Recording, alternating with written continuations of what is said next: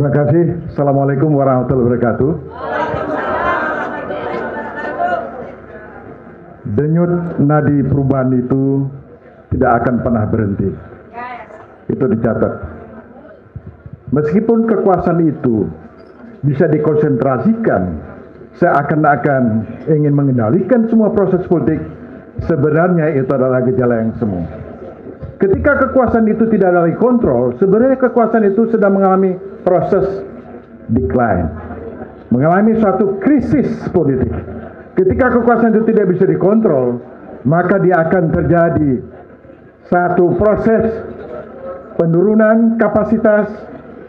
Yang lebih gawat lagi adalah bahwa kekuasaan yang dimenangkan oleh sistem kepartaian, sistem pemilu yang tidak berpijak pada kepentingan kedaulatan rakyat, sesungguhnya dia berada dalam krisis, political crisis. Dan sama ya dengan political distrust. Sekarang siapa yang percaya bahwa hasil produk dari proses demokrasi ini meyakinkan kita bahwa gampang sekali dilihat apakah indikator investasi itu akan bergerak naik atau dia bergerak turun. Apakah indikator kemiskinan itu semakin naik atau semakin turun. Apakah indikator korupsi itu semakin naik atau semakin turun. Banyak sekali indikator-indikator, orang awam pun bisa menilai bahwa sistem politik yang berlaku sekarang itu bukanlah sistem politik yang berpijak pada akar sejarah perjuangan bangsa ini. Yang kedua, sistem politik yang bergerak sekarang ini tidak berpijak pada konstitusi. Dan yang lebih telah adalah bahwa sistem politik itu bukan pada model demokrasi yang sehat. Itu perlu dicatat. Nah, oleh karenanya, Bapak Ibu sekalian, banyak para ahli mengatakan bahwa Indonesia sebenarnya tidak berbakat menjadi negara demokrasi. Dilihat dari segi apapun, dilihat dari income per kapita, kita jauh di bawah. Dilihat dari aspek sejarah, kita lebih banyak. Ya, struktur ekonomi politik kita ini adalah struktur peninggalan kolonial. Tadi Pak Ruslan panjang lebar mengatakan itulah sebenarnya ciri-ciri struktur peninggalan kolonial. Artinya apa? Hampir 80 tahun Indonesia merdeka tidak menampakkan bahwa kita sebagai negara, sebagai bangsa yang berdaulat. Itu perlu dicatat. Kalau bangsa ini berdaulat, tidak ada 1% kurang sumber kekayaan alam itu dikuasai atau aset-aset ekonomi dikuasai oleh 1% kurang dari jumlah manusia Indonesia.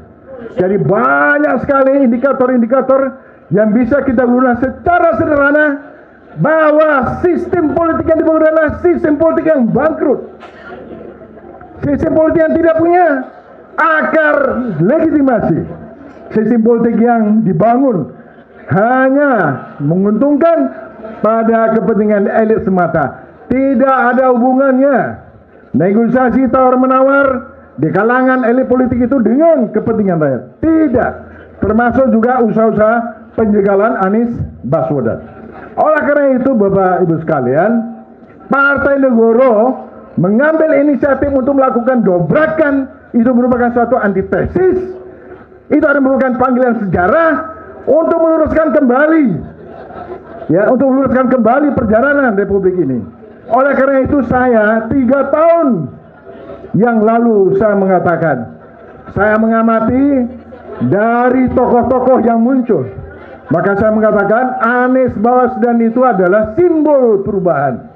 3 tahun yang lalu, Bapak boleh cek di podcast saya, ada kurang lebih 7 topik podcast saya, ya, yang saya ceritakan pada masa pemilihan presiden kemarin, sekarang terulang kembali pada momentum pilkada. Banyak kekuatan politik yang panik kalau Anies bisa kembali lagi ke Jakarta. Kenapa?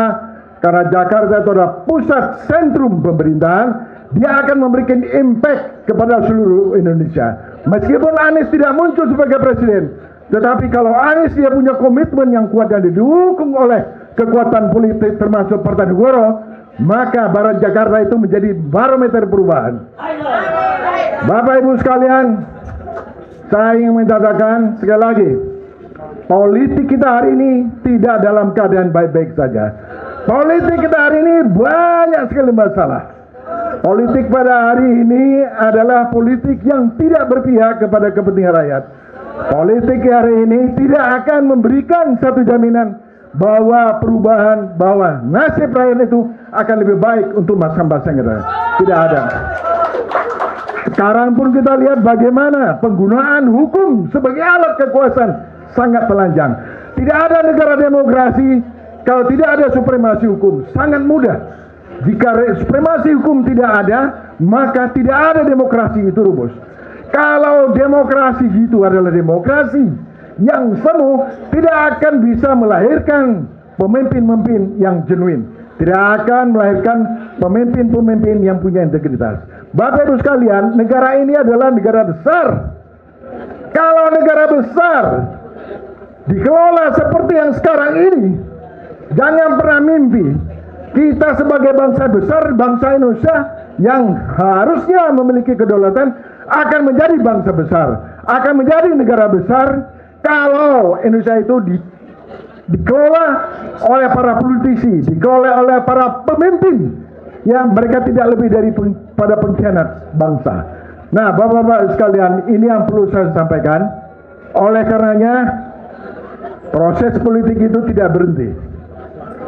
Ya, kondisi politik hari ini adalah bukan kondisi yang baik-baik saja. Oleh karenanya, kemungkinan perubahan itu sangat mungkin di tengah-tengah merosotnya ekonomi, di tengah-tengah geopolitik yang sedang berkecamuk. Oleh karena itu, Bapak sekalian, melalui Partai Negoro, terus Partai Negoro memposisikan sebagai antitesis untuk mendobrak kebekuan di dalam proses demokrasi ini. Saya kira itu yang dapat saya sampaikan. Sekali lagi, jangan pernah berhenti. Sekali lagi saya minta Anda meneriakan, jangan pernah berhenti. Sekali lagi, jangan pernah berhenti. Mengambil posisi sebagai kekuatan antitesis. Sekali lagi, kita mendukung kepemimpinan Pak Anies Baswedan.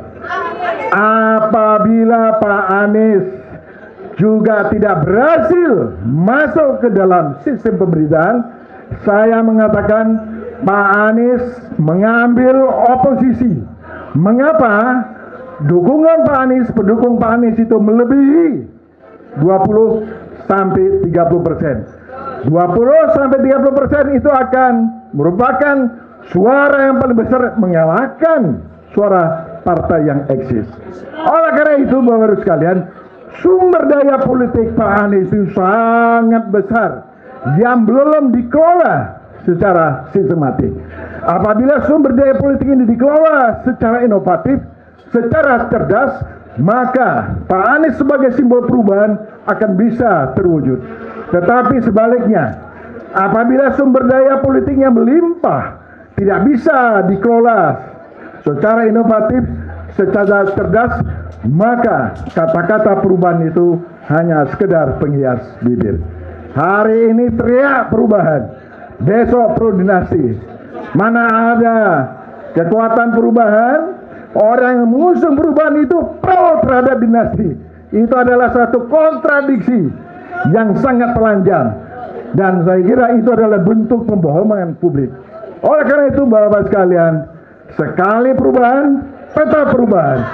Saya minta kita semua meneriaki, sekali perubahan, sekali perubahan. Partai Negoro, partai Peru. Partai Negoro, partai. Partai Negoro, partai. Mantap. Assalamualaikum warahmatullahi wabarakatuh.